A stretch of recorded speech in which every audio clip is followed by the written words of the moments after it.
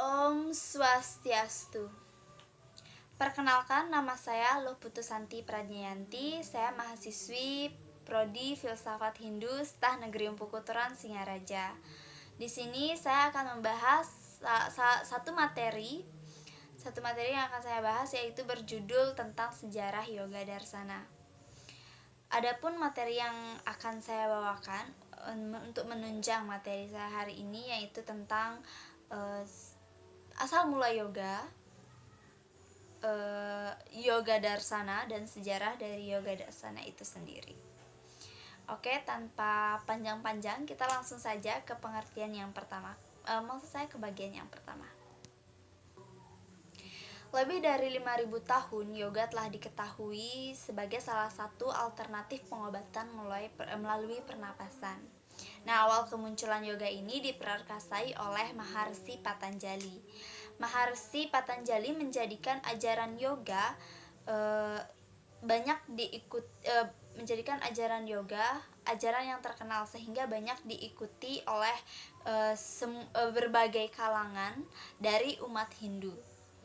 Nah, karya pertama atau kitab pertama, ya, atau bisa dibilang tulisan pertama, itu berjudul Kitab Yoga Sutra karya Maharsi Patanjali. Nah, ajaran yoga sebenarnya sudah ada lebih dahulu sebelum kitab atau tulisan ini muncul. Nah, ajaran yoga tersebut terdapat pada kitab Weda Sruti dan juga kitab Weda Semerti. Nah, dalam kitab Yoga Sutra ini memiliki 4 bab atau 4 bagian yang terdiri dari 194 sutra. Nah, bagian-bagiannya tersebut, yang pertama ada Samadhipada, yang kedua Sadhanapada, yang ketiga Vibhutipada, dan yang keempat Kaivalyapada. Nah, yoga sendiri dikenal memiliki akar kata yuj yang berasal dari kata Sanskerta yang memiliki artinya pasangan, dan juga yoga memiliki pengertian secara harfiah sama juga tapi beda pengertian sama akar katanya, ya. Memiliki sama akar kata yuj dari secara harfiahnya maupun Sanskertanya. Nah, yang membedakannya itu adalah pengertiannya, yang dari harfiahnya memiliki pengertian menyatukan atau menghubungkan diri dengan Tuhan. Nah, kalau secara Sanskertanya yuj yang berarti pasangan. Nah, pasangan yang dimaksud ini adalah pasangan jiwa pribadi atau jiwatman dengan jiwa universal atau Paramatman. Dalam karyanya, Maharsi Patanjali memberikan definisi tentang yoga, yaitu mengendalikan gerak-gerak pikiran. Ada dua hal yang penting sebagai seorang praktisi yoga. Yang pertama yaitu melatih secara terus-menerus sekaligus tidak terkait dengan hal-hal duniawi. Secara spiritual, yoga merupakan suatu proses di mana identitas jiwa individual dan jiwa yang agung disadari oleh seseorang yogi. Maksudnya yogi itu adalah seseorang yang menjalankan yoga, ya. Jadi kita ya, contohnya saya itu melakukan yoga, menyadari bahwa identitas jiwa saya dan juga jiwa yang agung, seperti itu.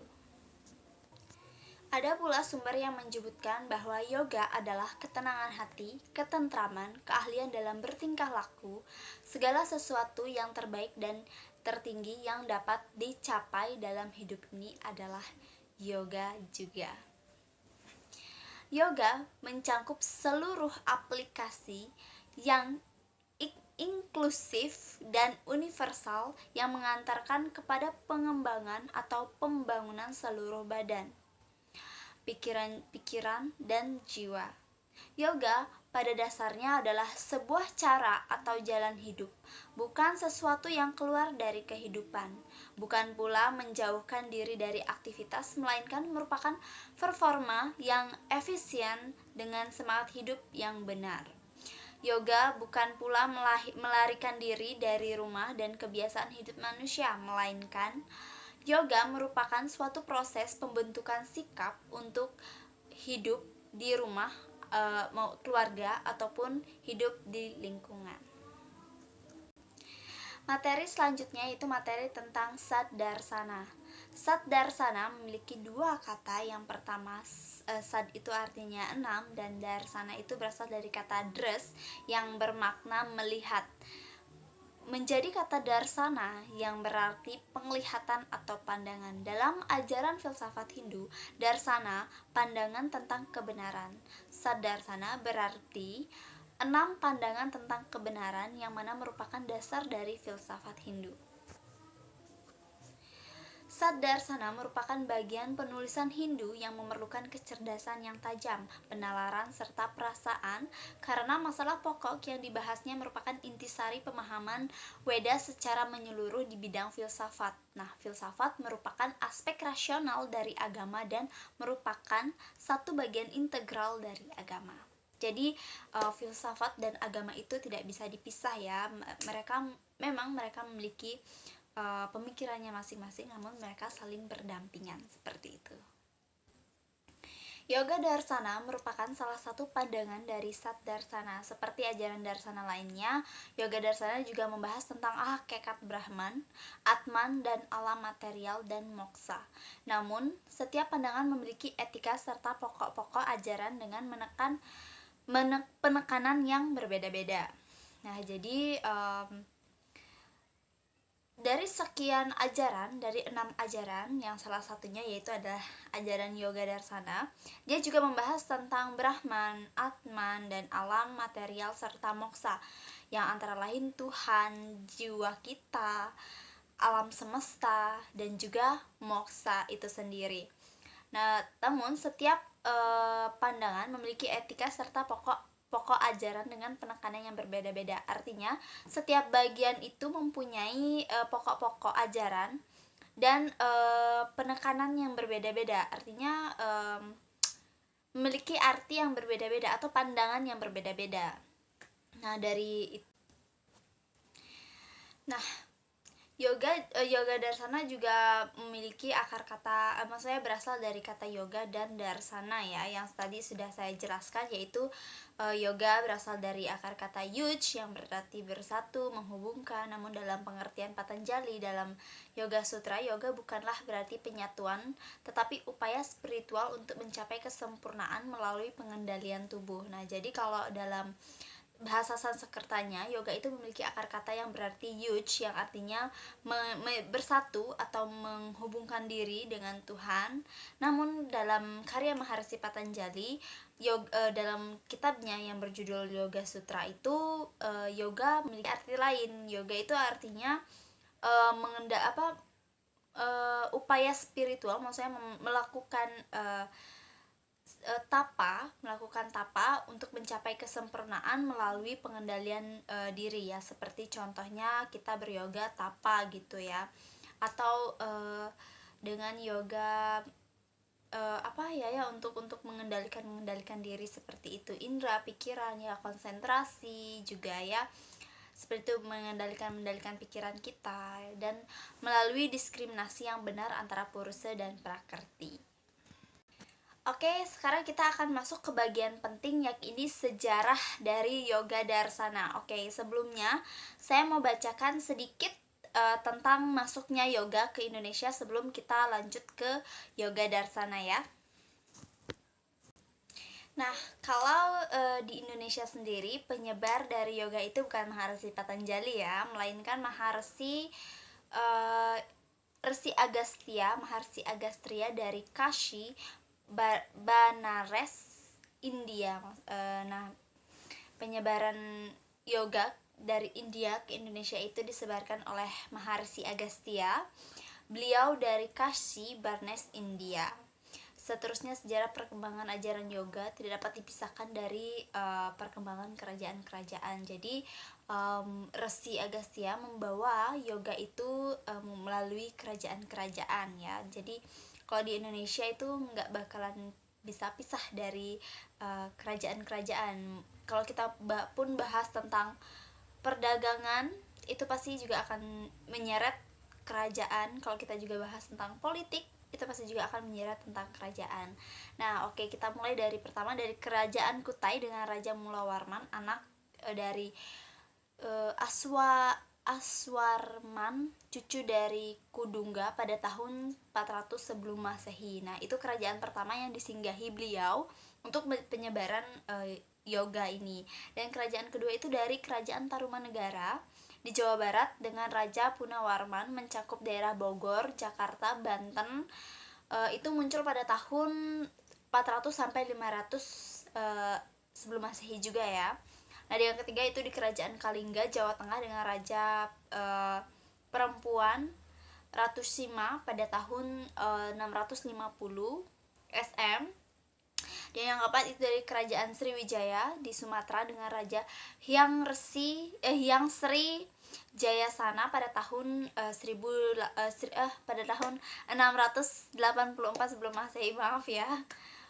Dan yang selanjutnya itu kerajaan Mataram di Jawa Tengah dengan Raja Sanjaya pada tahun 732.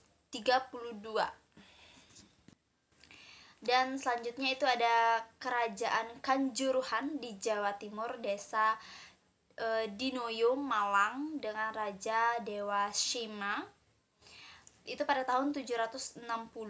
Dan selanjutnya itu ada kerajaan Isnawangsa di Jawa Timur dengan Raja Sinduk pada tahun 92 sampai dengan 947 dengan Raja Dharma Wangsa itu juga pada tahun 991 hingga 1016.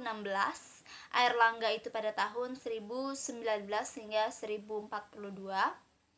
Oh, berarti tadi cuman kerajaan ini aja ya. Yang ini sudah termasuk ke dalam Masehi, hitungan Masehi.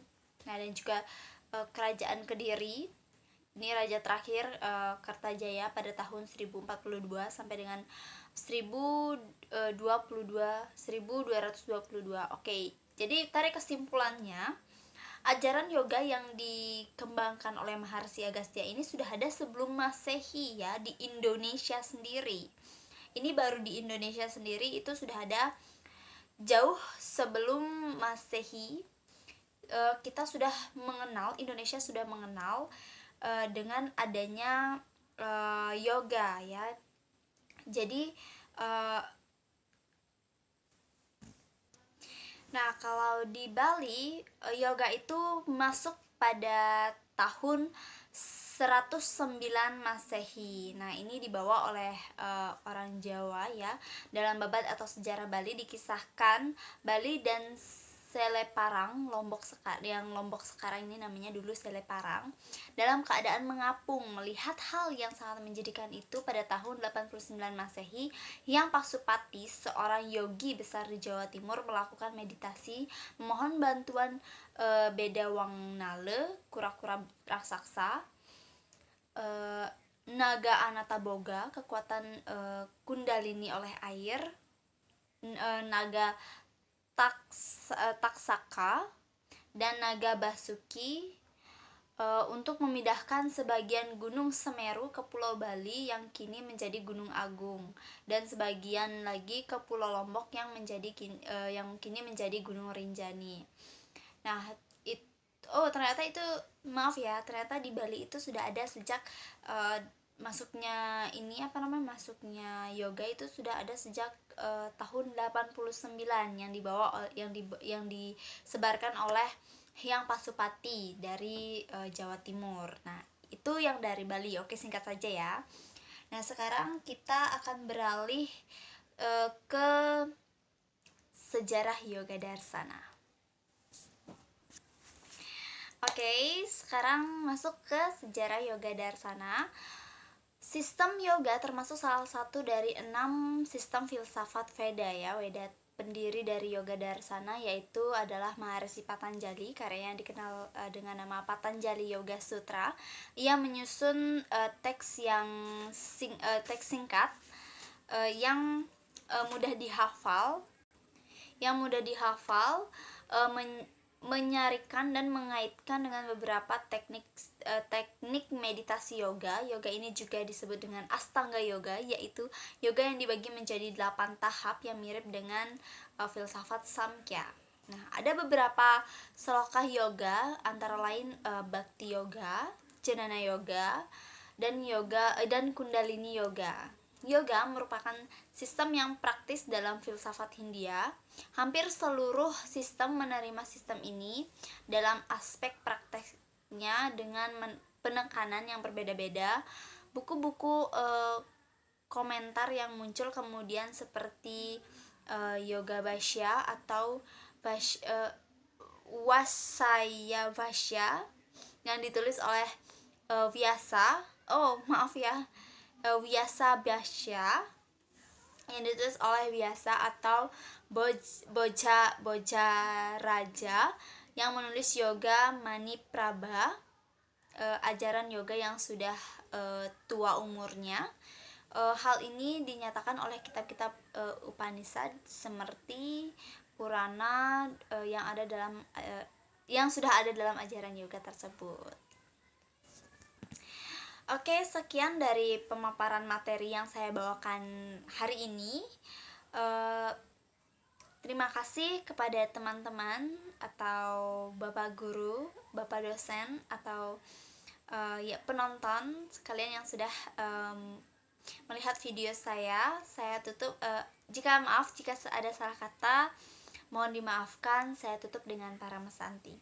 Om Santi Santi Santi Om. Bye.